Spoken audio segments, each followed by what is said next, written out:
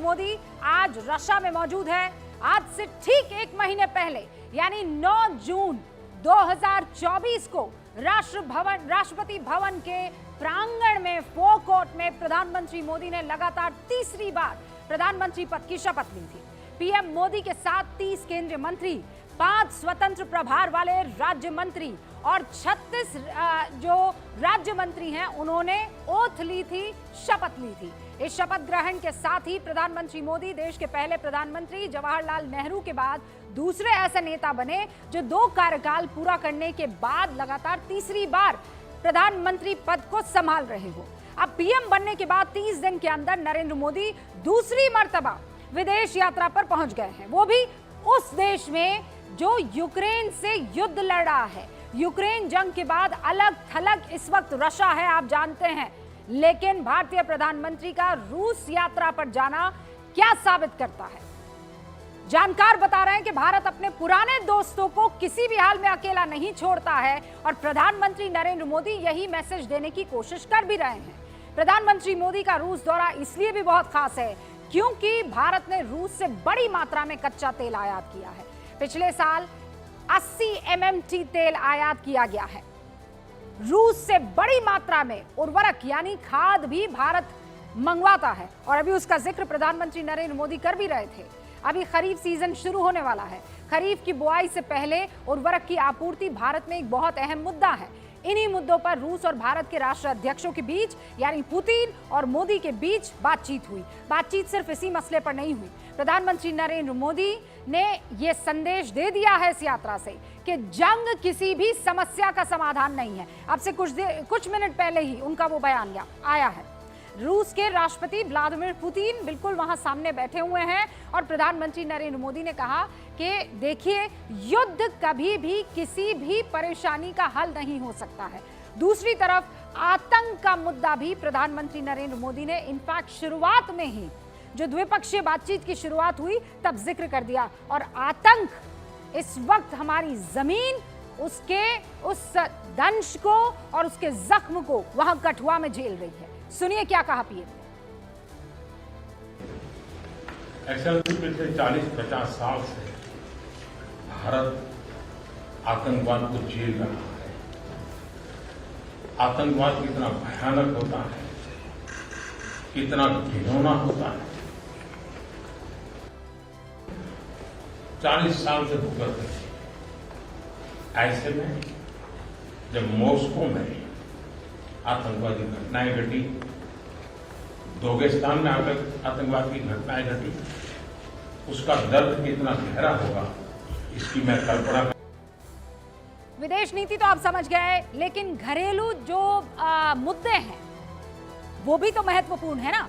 घरेलू मसले का क्या होगा? प्रधानमंत्री नरेंद्र मोदी अपने तीसरे कार्यकाल में गठबंधन की सरकार का नेतृत्व कर रहे हैं। लगातार विपक्ष जो है वो हमलावर है। 2014 में अकेले बीजेपी 282 और 2019 में 303 सीटें जीतकर लाई थी, यानी खुद मेजॉरिटी में थी, मैजिकल आंकड़ा पार कर चुकी थी। लेकिन इस बार एनडीए 293 सीटों के साथ सत्ता में है। एनडीए विपक्ष ये बार बार बता रहा है कि देखिए अब हम मजबूत स्थिति में आ गए हैं। विपक्ष के पास 234 सांसद इस वक्त है। विपक्ष संसद से लेकर सड़क तक कुछ मुद्दों पर सरकार को लगातार घेर भी रहा है। मोदी 3.0 के तीसरे कार्यकाल के 1 महीने पूरे होने पर विपक्ष का नेतृत्व जो कांग्रेस कर रही है उसने एक लिस्ट जारी की है और सरकार पर उस लिस्ट में जो मुद्दे हैं उन्हें लेकर घेरने की कोशिश की। कौन कौन से मुद्दे हैं? मणिपुर हिंसा है, रेल हादसा जो अभी हुआ, जम्मू कश्मीर आतंकी हमला, अभी आपने वो सुबह से खबर आप देख रहे होंगे, पेपर लीक का मामला है, महंगाई है, रुपए का जो स्तर गिर रहा है उस पर घेरने की कोशिश की है और बेरोजगारी की। यानी पहले 1 महीने में ही विपक्ष देश को यह बताने की कोशिश में जुटा है कि ताकतवर विपक्ष होने की वजह से देखिए सरकार किसी मुद्दे से आसानी से अपने आप को बचा नहीं लेगी। विपक्ष के सवालों से इतर पिछले 1 महीने में सरकार ने क्या किया है, हमने कुछ फैक्ट्स खंगालने की कोशिश की है। आपके मन में सवाल आ रहा होगा कि किसान को लेकर सरकार से बहुत सवाल किए जा रहे हैं। राहुल गांधी बार बार किसानों का मुद्दा उठा रहे हैं। क्या मोदी 3.0 में किसानों के मसले पर अब तक कुछ हुआ है इस 1 महीने में? जवाब है कि 10 जून 2024 को पीएम मोदी के तीसरे कार्यकाल से पहले बड़े फैसले में कैबिनेट ने सभी 14 खरीफ सीजन की जो फसलें हैं उसके एमएसपी की बढ़ोतरी को मंजूरी दे दी।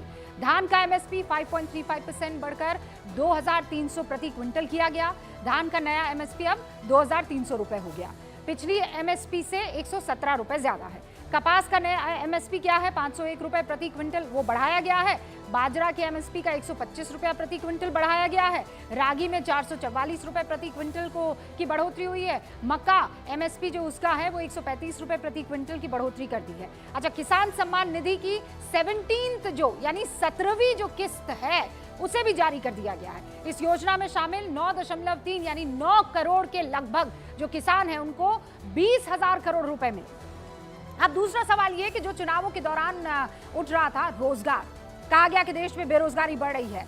क्या सरकार के रोजगार के लिए पहले 1 महीने में कुछ काम हुआ है? जवाब है महाराष्ट्र में 76,000 करोड़ रुपए की जो वधावन बंदरगाह है वो परियोजना उसे सरकार ने शुरू कर दिया है। इस पोर्ट के निर्माण से कहा जा रहा है 12 लाख लोगों के लिए प्रत्यक्ष और अप्रत्यक्ष रोजगार के अवसर पैदा होंगे।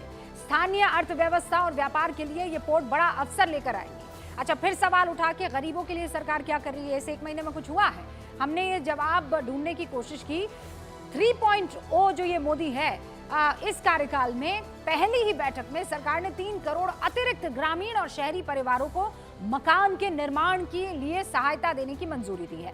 यानी प्रधानमंत्री आवास योजना के तहत 3 करोड़ नए घर गरीबों के लिए बनाने पर मोहर लग गई है। किसान, गरीब, रोजगार, ये 3 वो मुद्दे हैं जिन पर 1 महीने में सरकार ने काम करने की कोशिश की है। पूरा नहीं किया है लेकिन एक स्टेप लेने की कोशिश की है। अच्छा, 1 महीने में ये शुरुआती फैसले क्या दिखाते हैं? आज कोई राजनीतिक मेहमान यहाँ पर नहीं है। इनफैक्ट राजनीति को बहुत अच्छे से, बारीकी से, महीन तरीके से समझने वाले वरिष्ठ पत्रकारों का एक बड़ा सा पैनल है। क्योंकि आपके मन में होगा ना कि ये 1 महीना मान लीजिए लिफाफा है तो खत का मजमू क्या होने वाला है, 5 साल कैसे रहने वाले हैं, तो उन 5 सालों का खाका क्या बताएगा और कैसा रहने वाला है, आज ये इस पर बातचीत, क्योंकि भविष्य वक्ता तो यहाँ पत्रकार नहीं है लेकिन उनका एक्सपीरियंस क्या बताता है, मोदी को जितना उन्होंने पढ़ा है उससे क्या समझ रहे हैं, क्या वो तमाम महत्वपूर्ण जो मुद्दे पहले मैनिफेस्टो में पूरे किए, फिर दूसरी सरकार में पूरे किए मैनिफेस्टो के जो वादे थे,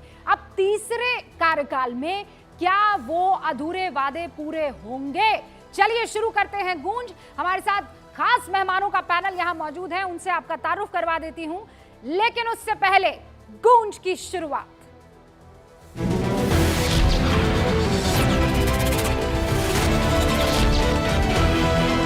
गूंज।